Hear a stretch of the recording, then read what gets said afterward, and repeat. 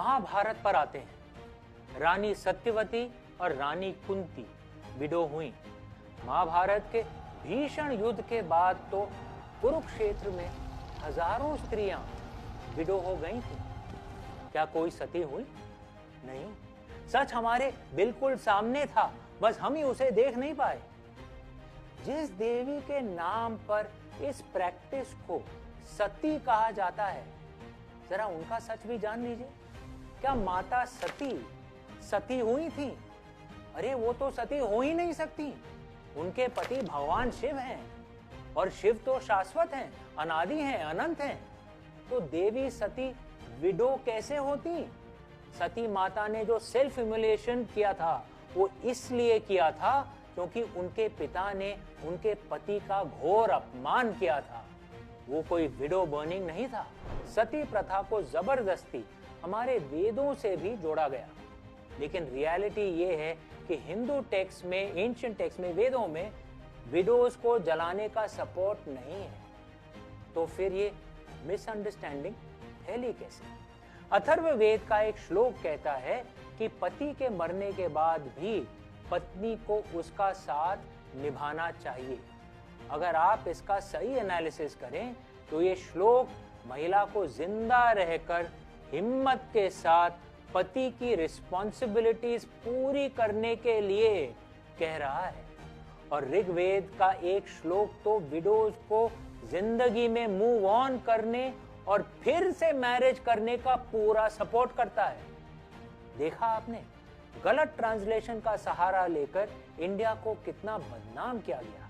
German orientalist max Muller भी मानते हैं कि इस गलत ट्रांसलेशन से इंडिया का कितना भारी नुकसान हुआ। उन्होंने खुद लिखा था कि भारत का defamation was based on the authority of a passage which was mangled, mistranslated and misapplied. तो फिर सती और जौहर जैसी प्रैक्टिसेस आई कहां से? पद्मश्री प्रोफेसर मीनाक्षी जैन बताती हैं कि इन प्रैक्टिसेस ने मेडिवल पीरियड में जन्म लिया। ये हमारे कोर कल्चर का हिस्सा नहीं थी, बल्कि फॉरेन इन्वेडर्स की बर्बरता और क्रूरता के खिलाफ एक डिफेंसिव रिस्पॉन्स थी। उन हॉरिफिक सिचुएशंस में अपनी डिग्निटी और आइडेंटिटी बचाने के लिए महिलाओं ने ये एक्सट्रीम स्टेप्स उठाए। जरा सोचिए, क्या यज़दी महिलाएं आईसिस टेररिस्ट की सेक्स स्लेवरी से बचने के लिए सुसाइड नहीं कर रही थी? ये बिल्कुल वैसा ही था। प्रोफेसर जैन ये भी बताती हैं कि 19वीं सेंचुरी में अंग्रेजी क्रिश्चियन मिशनरीज ने भारतीयों को बार्बेरिक यानी जंगली साबित करने के लिए सती प्रथा को बहुत एग्जैजरेट करके दुनिया के सामने पेश किया। रियलिटी में बहुत कम महिलाएं सती होती थीं और उसे एक एक्सेप्शन ही माना जाता था। लेकिन अंग्रेजों ने इसे ऐसे प्रोजेक्ट किया जैसे हर हिंदू महिला को जबरदस्ती जलाया जाता हो। उनका सीधा सा मोटिव था लोगों को हिंदू धर्म से दूर करना। वैसे इंडिया को बदनाम करने के लिए अंग्रेजों ने सिर्फ सती का ही सहारा नहीं लिया, उन्होंने हमारी जगन्नाथ रथ यात्रा के बारे में भी झूठ फैलाया कि हिंदू मोक्ष पाने के लिए जानबूझकर भगवान के रथ के पहिए के नीचे आ जाते हैं और मर जाते हैं। हम सब जानते हैं कि ये कितना बड़ा झूठ है, लेकिन अंग्रेजों ने इस फेक स्टोरी से इंग्लिश में एक नया वर्ड ही गढ़ दिया, जगरनॉट। आपने शायद शब्द सुना भी होगा, जगरनॉट, जिसका मतलब है कि ऐसी अनस्टॉपेबल फोर्स जिसके नीचे आकर लोग कुचले जाते हैं। यानी कि बेस्ट तरीका है कि लोकल इंडिजिनस लोगों के कल्चर को बुरा दिखाओ, उन्हें अनसिविलाइज साबित करो, ताकि तुम अपने कॉलोनियल रूल को जस्टिफाई कर सको। यही अंग्रेजों और यूरोपियन कंट्रीज की स्टैंडर्ड प्रैक्टिस रही है। उन्होंने पूरी दुनिया में यही किया। लेकिन वो कहानी फिर कभी। अब एक आखिरी और सबसे चुभने वाला सवाल, आज के दौर में महिलाओं के खिलाफ जो हॉरिफिक क्राइम्स जो हो रहे हैं उसके बारे में हम क्या कहें? ये क्राइम सिर्फ शेमफुल नहीं है, बल्कि हमारी सिविलाइजेशन पर एक धब्बा है। सबसे पहले तो हमें अपने क्रिमिनल जस्टिस सिस्टम को पूरी तरह से फिक्स करना होगा।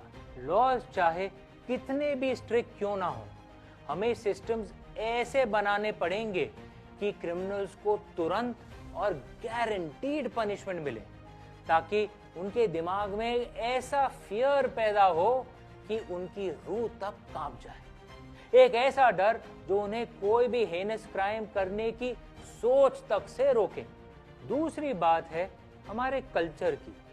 दुनिया के कुछ कल्चर्स में गैर मजहबी या वॉर में जीती हुई महिलाओं का रेप नॉर्मल या अलाउड माना जाता था, लेकिन हमारी एंशिएंट इंडियन कल्चर में ऐसे भयानक क्राइम्स को कभी भी लेजिटिमेट नहीं माना गया। याद कीजिए रंभा के साथ दुष्कर्म करने पर रावण को कितना भयानक कर्ज मिला था। द्रौपदी मां के चीरहरण के पाप के लिए दुशासन और दुर्योधन को युद्ध में भयानक मृत्यु मिली थी। हमारी स्टोरीज और हमारा कल्चर कभी भी सेक्सुअल वायलेंस को टॉलरेट नहीं करता। आज के इंडियन मेन को भी उसी एंशिएंट और ऑथेंटिक इंडियन ट्रेडिशन पर वापस लौटना होगा जो विमेन को रिस्पेक्ट करती है। आज के इस एपिसोड को हम इसी यकीन पर खत्म करते हैं कि मेन और विमेन को इक्वल मानना कोई वेस्टर्न सोच नहीं है, ये हमारी अपनी ऑथेंटिक इंडियन सोच है। हाँ, ये सच है कि कुछ सदियों तक हमारी कंट्री में विमेन की कंडीशन बहुत खराब रही, लेकिन उसका रीजन था वो फॉरेन इन्वेजन्स और वो एक्सट्रीम वायलेंस जिसने हमारी सोसाइटी के स्ट्रक्चर को तोड़ कर रख दिया। इसमें गलती इन्वेडर्स की थी, लेकिन हमें ये भी एक्सेप्ट करना होगा कि कुछ गलतियां हमने भी की, कि हम अपने रूट्स को भूल गए। सदियों की गुलामी के बाद हमें इंडिपेंडेंट हुए बस लगभग 75 साल ही हुए हैं, और अब आप साफ देख सकते हैं कि हमारी वो एंशिएंट लाइफस्टाइल, हमारी वो असली वैल्यूज फिर से रिवाइव हो रही हैं। महिलाएं एक बार फिर सोसाइटी के सेंटर में आ रही हैं और अपनी लीडरशिप वापस ले रही हैं। मंजिल अभी बहुत दूर है, लेकिन ये हिस्टोरिक जर्नी शुरू हो चुकी है। तो इस वेस्टर्न नैरेटिव को छोड़ते हैं, सचमुच एक भारतीय बनते हैं और अपनी नारी शक्ति का उत्सव मनाते हैं।